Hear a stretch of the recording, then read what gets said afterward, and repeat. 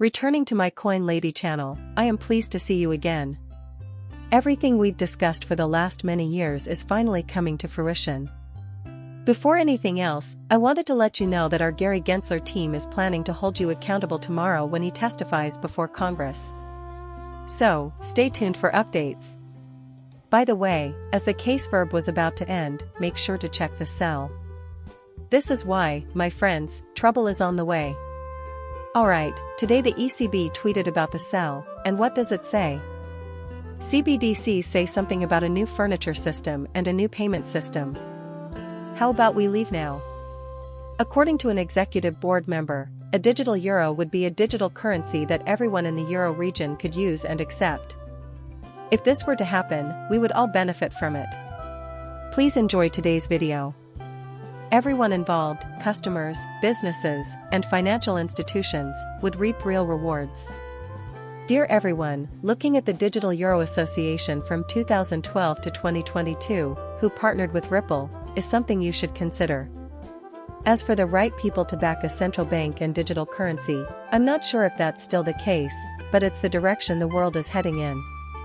It would appear that cryptos and CBDCs are in a state of flux, with many criticizing the good guys and claiming that Bitcoin should remain Bitcoin even if Bitcoin is currently being devoured by institutions, leading to its eventual centralization. Now we'll take a look at this from the perspective of the euro, specifically, the European Central Bank. Keep in mind that this is a major bank and a player in the financial system. Picture yourself in Spain, at a full football World Cup, in the year 2030. You intend to use Alipay as the payment method for your beverage purchase. This situation is more plausible than it seems. This past summer, only Chinese or American currency could be used to purchase tickets to the European Football Championships in Germany.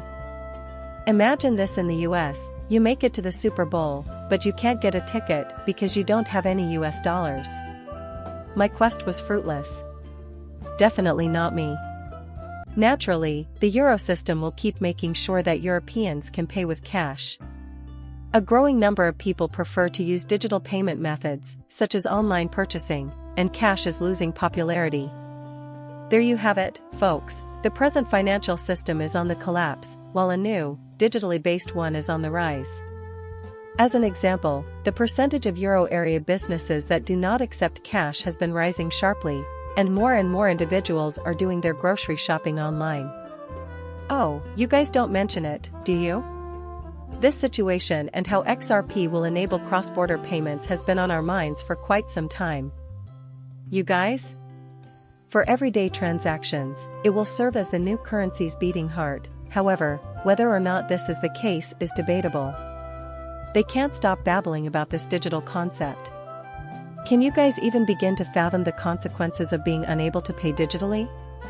We should establish a robust digital payment system of our own. The creation of a digital euro, a digital form of currency issued by the euro area's central bank and accessible to all members, would bring central bank money into the digital age and accomplish this. In essence, isn't that correct, guys? Overall, a brand new finishing system. This is what they're saying, aren't they, guys? After that, it's all about the benefits for European nationals, isn't it? You guys are crazy, and this is how things will get more efficient and all that. Alright, you guys, digital financial inclusion and all that. Fresh chances for business owners, you guys. Have a look at this perk for banks if you descend to this level, though. With the euro system covering the costs of the digital euro scheme and infrastructure guys, as well as the project preparation phase running at full speed, banks will be able to profit from the services they offer, which is especially important in the ever-changing payment landscape where new players, notably large tech companies from outside Europe, are increasingly joining the market. Back in the day, there were 21 men. Quite intriguing. The decision to proceed to the next stage of the project will be made by the Governing Council of the European Central Bank by the end of 2025. Am I correct? Prior to the adoption of the legislative act, the Governing Council will refrain from making any decisions regarding the issuance of digital rules. In conclusion, retail CBDCs are being considered by governments around the globe. Take a look at this, we must act quickly. Have you heard the craziness? Totally insane. Holy cow, it's actually on its way, isn't it? A catalyst, if you will, is all that's needed. What, nevertheless, could be the question you have in mind? What exactly is going to be the extra video on demand? Which cryptocurrency, if any, would you like? Personally, I don't think this qualifies as financial advice.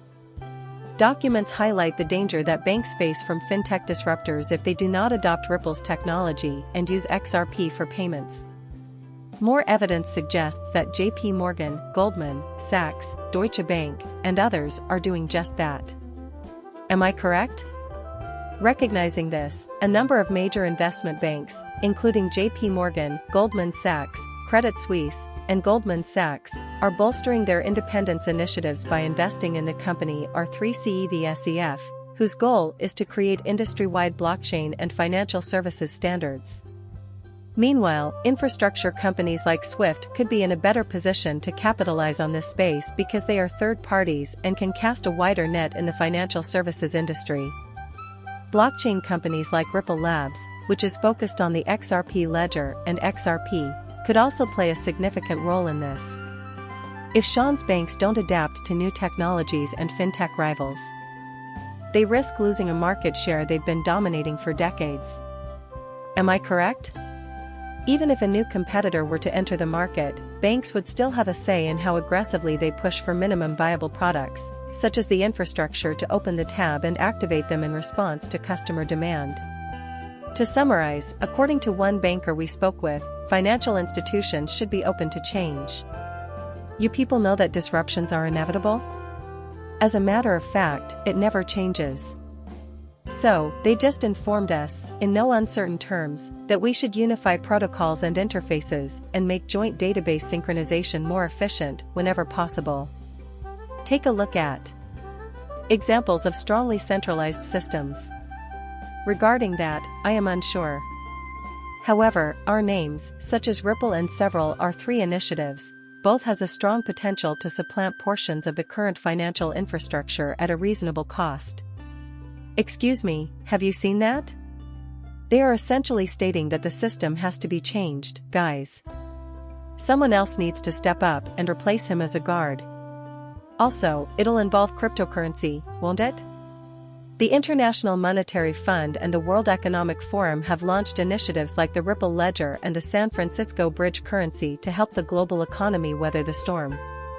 These initiatives aim to liquidate the trillions of dollars in reserve and foreign pre-funded funds and stimulate the economy as a whole. Thus, these things are really transpiring. The viewer's presence here is greatly appreciated. Bye for now, and please subscribe and like my channel.